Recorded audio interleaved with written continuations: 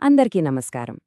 ఈ రోజు మనం మన ప్రొఫెషనల్ లైఫ్లో ప్రొడక్టివిటీ మీద స్మార్ట్ ఫోన్లు చూపించే ఒక తెలియని కానీ చాలా పెద్ద ప్రభావం గురించి మాట్లాడుకుందాం.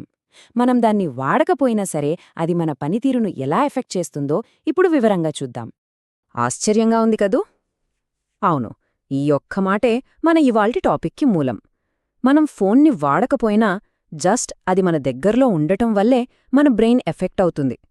అసలు సమస్య మొదలయ్యేదే ఇక్కడ. సైన్స్ ప్రకారం ఈ కండీషన్ని బ్రెయిన్ డ్రెయిన్ ఎఫెక్ట్ అని పిలుస్తున్నారు. ఇది ఏదో మనం ఊహించుకుంటున్నది కాదు.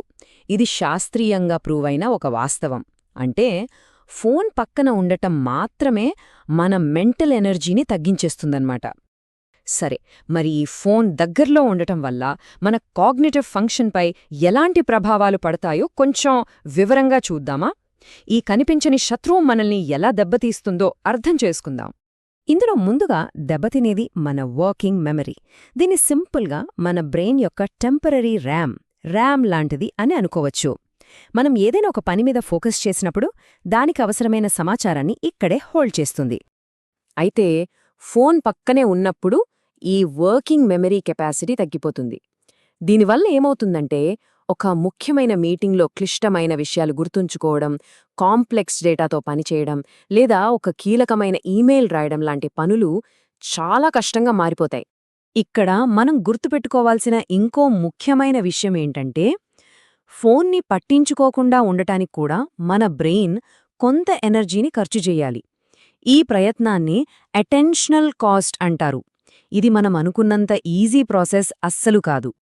అందుకే మనం పని చేస్తుంటే మన డెస్క్ మీద ఫోన్ ఉందనుకోండి, మన మెదడులోని కొంత భాగం తెలియకుండానే దాన్ని పక్కన బెట్టడానికే నిరంతరం పనిచేస్తూ ఉంటుంది. అందుకే మనకు 100% ఏకాగ్రతతో పనిచేయడం కుదరదు. సరే, ఇది కేవలం ఏకాగ్రత సమస్య మాత్రమే కాదు. దీని వెనుక ఒక బలమైన న్యూరోసైన్స్ కూడా ఉంది. మన మెదడు ఈ డిజిటల్ కోరికలకు ఎలా బానిసగా మారుతుందో ఇప్పుడు చూద్దాం. ఇదంతా ఓ సింపుల్ లూప్లో పనిచేస్తుంది. దాన్ని డోపమైన్ లూప్ అంటారు. ఫస్ట్ ఒక నోటిఫికేషన్ వస్తుంది, అదే క్యూ. వెంటనే మనం ఫోన్ చెక్ చేస్తాం, అది యాక్షన్. ఆ తర్వాత మనకు ఓ లైక్, ఓ మెసేజ్ కనిపిస్తుంది, అదే రివార్డ్. ఈ రివార్డ్ దొరక్కానే మన బ్రెయిన్లో డోపమైన్ అనే కెమికల్ రిలీజ్ అవుతుంది. అది మనకు ఆనందాన్నిస్తుంది. ఇంకేముంది, మన బ్రెయిన్ మళ్లీ మళ్లీ అదే రివార్డ్ కోసం వెతుక్కుంటూ ఉంటుంది. అయితే స్మార్ట్ ఫోన్ల విషయంలో ఉన్న అసలు కిటుకు ఏంటో తెలుసా? అవి వేరియబుల్ రివార్డ్ సిస్టమ్ వాడతాయి. అంటే ఫోన్ చెక్ చేసిన ప్రతిసారీ రివార్డ్ వస్తుందన్న గ్యారంటీ ఉండదు. ఇది అచ్చం గ్యాంబ్లింగ్లో స్లాట్ మషీన్ లాంటిది. ఎప్పుడు జాక్పాట్ తగులుతుందో తెలియని ఆ అనిశ్చితితే మనల్ని దానికి కట్టిపడేస్తుంది. అందుకే ఇది చాలా పవర్ఫుల్ అడిక్షన్ మెకానిజం. ఈ సమస్య ఎంత తీవ్రమైందో అర్థం చేసుకోవాలంటే ఈ పోలిక చూడండి. డ్రగ్ అడిక్షన్లో ఏమవుతుంది? ఒక కెమికల్ మన బ్రెయిన్లోని రివార్డ్ సెంటర్లో డోపమైన్ని రిలీజ్ చేస్తుంది. మరి స్మార్ట్ ఫోన్ అడిక్షన్లో ఒక డిజిటల్ ట్రిగ్గర్ అదే రివార్డ్ సెంటర్లో అచ్చం అదే డోపమైన్ను విడుదల చేస్తుంది. చూసారా? మెకానిజం ఒక్కటే, సోర్స్ మాత్రమే వేరు. ఒకటి కెమికల్, ఇంకొకటి డిజిటల్. కానీ మన మెదడుపై ప్రభావం మాత్రం దాదాపు ఒకేలా ఉంటుంది. మరి మన ప్రవర్తనలో కూడా ఇలాంటి సంకేతాలు ఉన్నాయేమో ఎలా తెలుసుకోవాలి? దానికోసం ఇప్పుడు వ్యసనం యొక్క 4 ముఖ్యమైన సంకేతాలు చూద్దాం. వీటితో ఎవరికి వారు తమ అలవాట్లని చెక్ చేసుకోవచ్చు. మొదటిది క్రేవింగ్, అంటే ఆగకుండా ఫోన్ చూడాలనిపించడం. రెండోది లాస్ ఆఫ్ కంట్రోల్, అంటే తగ్గించుకోవాలని మనసులో ఉన్నా కంట్రోల్ చేసుకోలేకపోవడం. మూడోది టాలరెన్స్, అంటే అదే కిక్ కోసం ఇంకా ఎక్కువ వాడాల్సి రావడం. ఇక నాలుగోది విత్డ్రాయల్, ఫోన్ దగ్గర లేకపోతే చాలు ఏదో తెలియని ఆందోళన, చిరాకు వచ్చేస్తాయి. ఇవి ఏ వ్యసనానికైనా ఉండే స్పష్టమైన లక్షణాలు.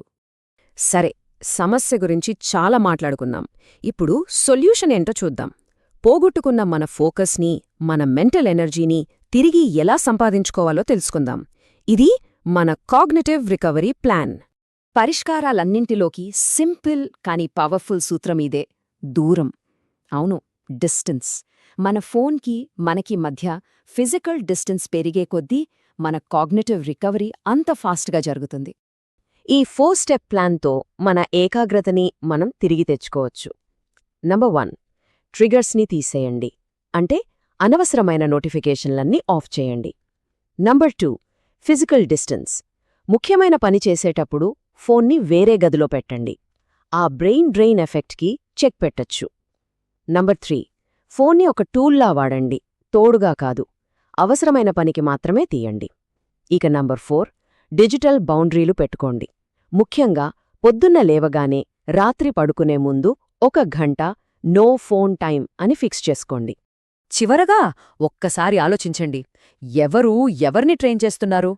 మనం ఫోన్ని వాడుతున్నామా, లేక మన ఫోనే మన బ్రెయిన్కి ట్రైనింగ్ ఇస్తోందా? ఒక్క విషయం గుర్తుంచుకోండి, టెక్నాలజీ మనల్ని కంట్రోల్ చేయడానికి కాదు, మనం దాన్ని వాడుకోవడానికే. మనం గనక మన ఫోన్ని కంట్రోల్ చేయలేకపోతే ఖచ్చితంగా మన ఫోనే మన బ్రెయిన్ని కంట్రోల్ చేయడం మొదలుపెడుతుంది. మరి నిర్ణయం మన చేతుల్లోనే ఉంది.